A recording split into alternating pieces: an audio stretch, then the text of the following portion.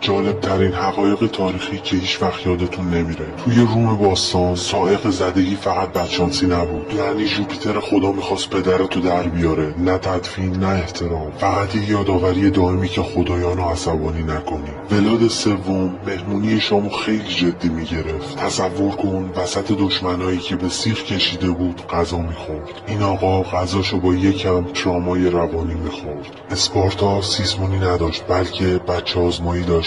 نوزادها توسط بزرگان قضاوت میشدن و اگه به اندازه کافی اسپارتی نبودن میذاشتنشون یه گوشه کوهستان تا بمیرن. مراسم خاکسپاری روم باستان بیشتر شبیه تئاتر بود تا عزاداری. خانواده ها گریه کنای حرفه‌ای استخدام میکردن تا برای مردهاشون شیوه‌گذاری کنن. زنها انقدر تو نقش فرو میرفتن که روم مجبور شد گریه الکی تو مراسم رو ممنوع کنه. ناپولئون بوناپارت، یکی از بزرگترین ذهن‌های نظامی تاریخ، یه بار تو شکار خرگوشا توسط یه گله خرگوش غافلگیر و شکست خورد. در مصر باستان شاه پپی دوم توی 6 سالگی فرعون مصر شد و 90 سال حکومت کرد. فکرشو بکن، یه امپراتوری رو داری اداره میکنی در حالی که داری الفبا یاد میگیری.